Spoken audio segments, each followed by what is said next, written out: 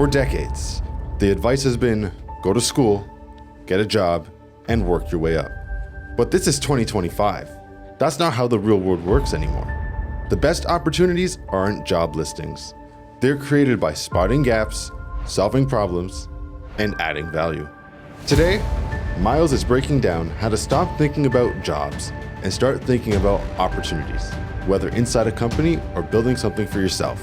Let's get into it. To the rhythm of my intuition, anything I want, I speak into existence. That's how I'm living. Okay, welcome to episode 10 of Finding Rhythm. Wow, 10 episodes. Can you believe it? We're at 10 episodes. We're close to breaking 100 views on one of the episodes too. So we're building momentum. Okay, let's hop into it. Miles, why do you think people need to stop looking for jobs and start looking for opportunities? Yeah. We'll see how this episode goes because this is kind of like a new, half-baked concept in my head. But I know it's something that I'm going to be thinking about more and more. When I first came across thinking through this lens of it, I'm like, oh, this will be like a chapter in a book. The Finding Rhythm book. This will be one of the chapters. So it's really, I think it's more of a mindset shift than anything. How has the traditional job market changed? And why is the old way of thinking outdated? Okay, well, it has changed definitely more and more. It used to be just such a clear cut, go to school, do this thing, get a job, work up, call it the corporate ladder or like this.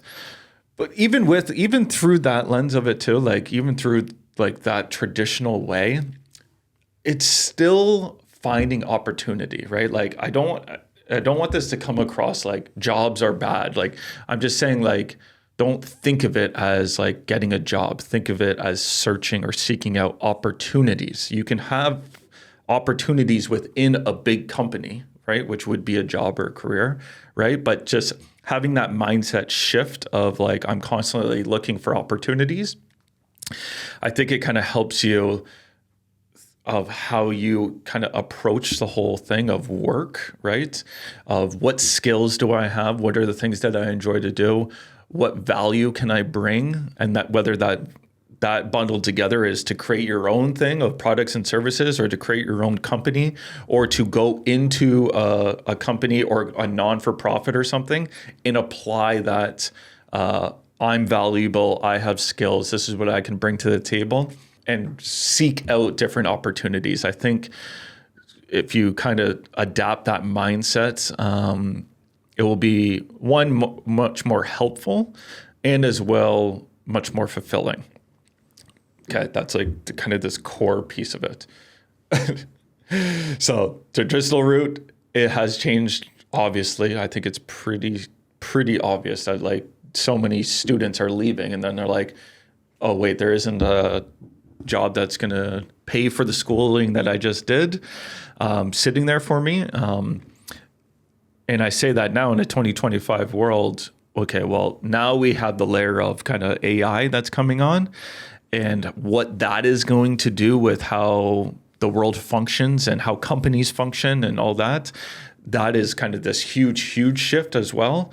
And there's always going to be this big talk of AI is going to replace all these jobs. Okay, right? We're going to hear that more and more. Think of all the job displacement that is going to occur because of AI. Yeah, that is 100% going to happen. But with all technology, more opportunity arises, okay? So get that out of your head of oh no, it's going to take my job, and be there's tons of opportunity available for me as the individual to kind of leverage this. So that is kind of what's swirling around in my head. And like I said, it's kind of, I don't have that much clarity on it, but I was let's just get the ball rolling on this thought process. So Why do most people feel stuck waiting for a job instead of creating their own opportunities? I think it's just because of like what they've been told or kind of like programmed their whole life of like, just do this, just do step 1 and step 2 and step 3, and you're going to be given this, right? I think just having that mindset is why you kind of get stuck into it. And then as well too, if you happen to get the job or into this career stuff where it's like, oh, now like I'm in it now, all I have to do is, plug in and plug out, and I'll get this, $100,000 a year and got benefits, and away we go. But I think can be a dangerous thing. Kind of, I don't know what the term is, golden handcuffs. That could be a dangerous thing because, as the world gets more expensive, that $100,000 that you have in your head that you think is a lot starts to go lower and lower and lower and lower. And if you're not consistently seeking out new opportunities, new ways to develop your skills and add value and then apply that to the world around you, I think you could end up in a lot of trouble in 5, 7, 10 years. What are some real examples of people who found or created amazing opportunities? Well, I think that like you could kind of go through like classic entrepreneur stuff, right? Like the Jeff Bezos story of Amazon, right? They're like, oh, he was selling books on the internet and then it turned into this big business, right? That's not how the story actually is, right? Jeff Bezos was like, I don't know if it was investment banker or like somewhere in the financial thing. And he saw the growth of the internet year over year was some ridiculous amount of like how quickly the internet was growing year after year. That was the opportunity. He saw that as the opportunity of it. And then he's kind of going all in on that opportunity, that wave of it. And then he started with books because it's like one of the biggest selections in the world. So if he could kind of apply like this difficult thing of like all the world's books available on top of the internet, it would start to build the infrastructure for then to be able to sell absolutely everything on the internet. And then, however long that has been, he was before 99, I think. So, they're probably 30 years into Amazon now. And now Amazon is, me and Elisa, we laugh like all the time. It's just like, how do you compete with that? Like, you can order anything in the world, anything you can think of, and it will show up tomorrow. So like, that's an opportunity, right? But it started with the opportunity of like this wave of the internet, okay? I could say you are taking like a chance of opportunity. So there was an opportunity for the internship through the university of this, but what we need in the studio and all this, and you could see this as an opportunity to add value and learn and continue on. So when the internship's over, there could be something at the end of it, right? Applying it through that lens as well. From the Neighbor Media side too, right? Neighbor Media has many different layers to it. The one piece kind of on the digital ad product side, I think that there's an opportunity to create the most valuable ad product for small businesses across Canada, right? And I'm kind of just following that opportunity there and kind of applying what my skills, my knowledge, and what my value creation is within that opportunity to kind of create something. So yeah, but we're just going back to it's like this. It's a mindset thing of it, and like once you start to develop that mindset of it, of like you are the asset, continue to build yourself as the asset. And then seek out opportunities. And then I do think that you become like an opportunity magnet once you kind of develop that mindset too, where, people know that they can go to you to solve problems. And so. How can someone feel valuable inside a company? And how can they develop their own skills so that they can find those opportunities? I think feeling valuable, I don't know if you want to feel value. I guess you want to feel valuable, but you want to be adding value, right? Wherever you can of it. And you need to develop your skills through experience. It's the only way that you sharpen your skills or build mastery is through experience. So it's like kind of pick the things that you like to do, that you enjoy doing, right? Because you don't want to be waking up and dreading it, right? If you don't like public speaking, don't be public speaking. If you do like video editing, go to video editing. If you do like sales, go into sales, whatever the thing is, right? Figuring out like the things that give you energy as a human being, right? And then finding ways where you can kind of work on that or develop your craft, right? Build mastery within those things on a daily piece, because that over time is going to increase value.